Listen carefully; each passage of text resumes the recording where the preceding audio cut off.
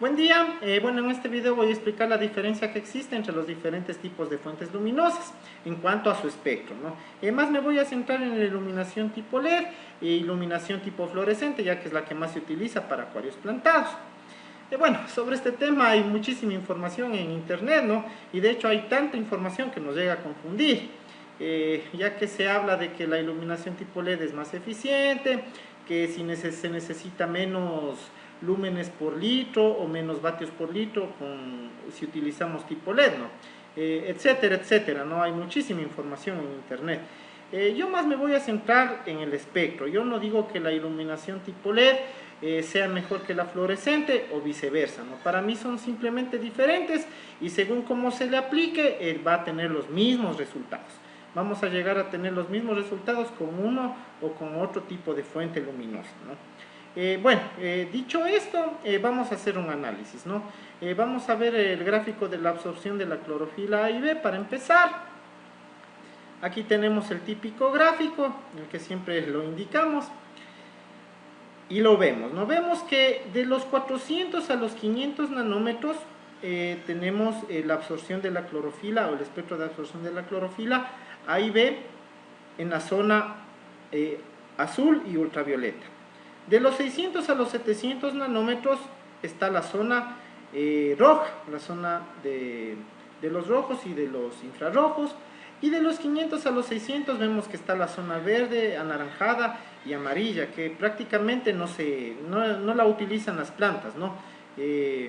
Para la fotosíntesis.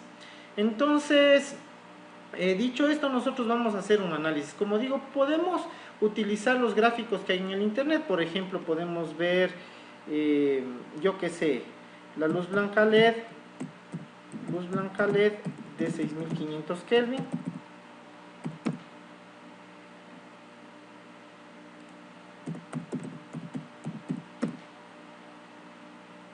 Y aquí tenemos diferentes tipos de curvas. Es que esto es según el fabricante, ¿no? Entonces, para analizar, para hacer un análisis completo de la curva espectral, lo que necesitamos es un aparato que mida esto, ¿no? Y se llama espectrómetro. Bueno, yo adquirí recientemente un equipo de estos y lo voy a presentar, ¿no? Para que lo conozcan. Y luego hacemos ya un análisis de los diferentes tipos de fuentes luminosas para al final llegar a conclusiones, ¿no? que nos van a ayudar muchísimo a elegir el tipo de fuente luminosa. Bueno, les presento este equipo. Este es un espectrómetro, es el OHSP 350P. La verdad es una maravilla, ¿no? Nos mide absolutamente todos los parámetros que necesitamos conocer para el crecimiento de las plantas, ¿no? Para la iluminación. Entonces, bueno, aquí vemos todo lo que nos mide, ¿no? Este equipo. Aquí podemos observar, nos mide absolutamente todo, ¿no? Todo. Bueno, podemos elegir lo que queremos que nos mide en la pantalla principal. Yo le he dejado el CCT, que no es nada más que los grados Kelvin, ¿no? El PPFD, que es el PAR, las siglas en inglés de Photosynthetic Photon Flux Density, o la densidad de flujo de fotones fotosintéticos, que se mide en micromoles metros cuadrados por segundo, que es el PAR, ¿no? Ese es el PAR. Abajo le tengo otro parámetro que es el YPFD. Es las siglas en inglés, Yield Photon Flux Density, o la densidad de flujo de fotones de rendimiento. Bueno, este parámetro lo que quiere decir es que me está midiendo el flujo de fotones absorbido por las plantas, ¿no? O sea, lo que necesitan las plantas, es decir, la luz roja y la luz azul. Entonces, este parámetro se podría decir que es más exacto que el PAR, ¿no? Pero, por ejemplo, si tengo solo luz roja, este parámetro me va a medir muy alto, y no quiere decir que la luz roja me ayuda al crecimiento de las plantas, no, necesito también luz azul y un poco de verde. Entonces, no, tampoco es que este parámetro es completamente el correcto. También tengo otros parámetros abajo que le puse el PPFDB, PPFDG y PPFDR, ¿no? Que es el PAR en la zona azul, en la zona verde y en la zona roja. Entonces prácticamente estoy abarcando todo, ¿no? O sea, ahí me va a indicar cuál es el PAR en la zona de azules, en la zona de verdes y en la zona de rojos. Entonces ahí más o menos yo ya tendría conocimiento de de todo el rango de iluminación que voy a tener, ¿no? Y el PAR que voy a tener. Abajo vemos una gráfica, ¿no? Ahí podemos observar el espectro que se va a tener, ¿no? Entonces le voy a poner play para que se observe. Bueno, yo ahorita estoy en mi habitación y estoy solo con la luz solar, ¿no? Entonces aquí se puede observar, tenemos una temperatura de color de 5000 Kelvin más o menos, y tenemos los diferentes parámetros, ¿no? Se puede observar que la curva es bastante lineal, ¿no? Casi todos los colores están en la misma proporción. Entonces, bueno, voy a salir afuera para indicar un poco este tema. No voy a hacer la medición de la luz solar y de algunas otras fuentes luminosas para que se observe la diferencia. Bueno, aquí estoy en el patio de la casa. La verdad, el día está bastante nublado.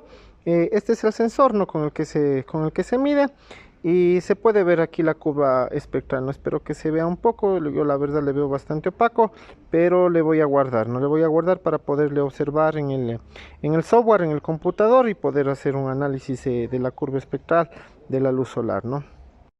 Bueno, este es un foco LED de 6500 Kelvin. Voy a hacer la medición con el sensor y vamos a ver el resultado, ¿no? Aquí tenemos la curva espectral. Como vemos, la temperatura de color es de 6500 Kelvin, y le voy a guardar esta curva para igual hacer el análisis desde el computador, desde el software. Bueno, esta vez le voy a poner un foco LED de 3000 Kelvin, le voy a encender y le vamos a medir, ¿no? Tenemos el sensor y le medimos. Ahí podemos ver la curva, más o menos 3027, dice 3000 Kelvin. Igual le voy a guardar para poder analizarle en el software, en el computador. Esta vez vamos a colocar una fuente luminosa tipo fluorescente de 2700 Kelvin, ¿no? Vamos a encenderle y vamos a medir.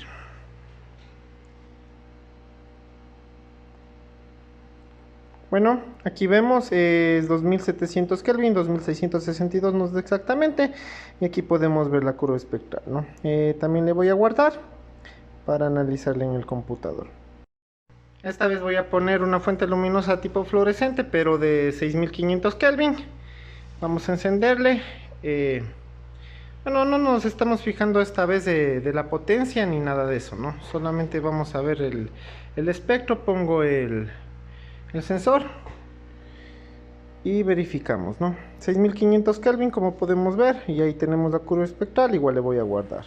Bueno, aquí tenemos abierto el software del equipo espectrómetro, ¿no? Ya tenemos cargados los 5 archivos de los 5 fuentes luminosas que hicimos las mediciones, ¿no? Aquí en la parte izquierda tenemos los parámetros que mide el equipo. No me voy a centrar a analizar esto en este video. Más bien me voy a centrar a analizar la curva espectral de cada una de las fuentes luminosas, ¿no? Aquí en la parte de abajo nosotros con el mouse podemos irnos ubicando en las diferentes zonas de la curva espectral y podemos ir analizando, ¿no? Bueno, vamos a la primera, ¿no? Esta es la curva espectral de la luz fluorescente de 2700 Kelvin, ¿no? Aquí podemos ver que desde los 400 nanómetros hasta los 780 nanómetros tenemos picos, ¿no? Tenemos picos en las diferentes zonas, en la zona UV, azul, en la verde, en la amarilla, en la naranjada. Aquí en la zona naranjada, en los 611 nanómetros más o menos, tenemos el pico más alto. Esto es obvio, ¿no? Debido a que esta fuente luminosa es de 2700 Kelvin, entonces es una luz cálida y va a tener picos más altos en la zona anaranjada. Sin embargo, como vemos, la curva espectral es bastante completa, ¿no? Es bastante completa, y con esto no necesitaríamos añadir absolutamente nada más. Podemos utilizar esta fuente, por supuesto, sin añadir ningún color más, ¿no? Con esto estaríamos completos. Ahora vamos a la segunda fuente. Esta segunda fuente, esta es la luz LED de 3000 Kelvin, ¿no? Esta curva es, como podemos ver, es totalmente diferente, ¿no? Es otro tipo de curva, ¿no?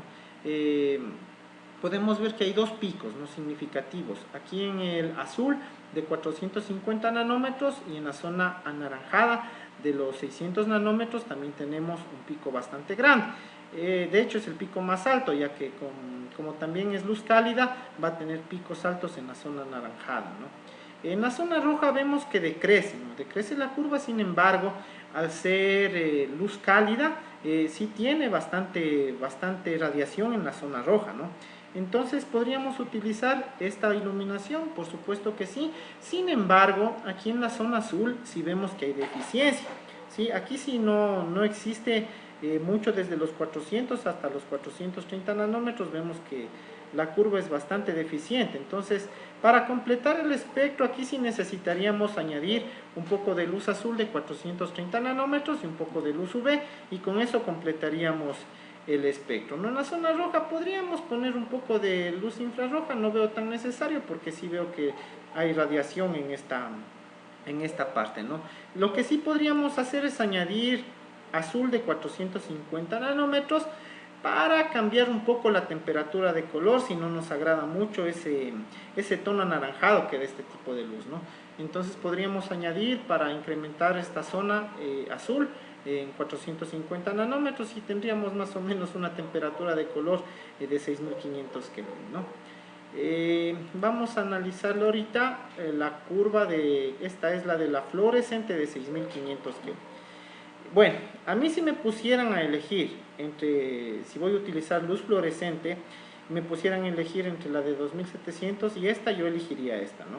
Esta es la de 6500 Kelvin, vemos también que tiene un espectro totalmente completo, pero en la zona azul vemos picos más grandes, ¿no? Igual en la zona UV tenemos un pico más grande. El pico más alto tenemos aquí en la zona de los amarillos, ¿no?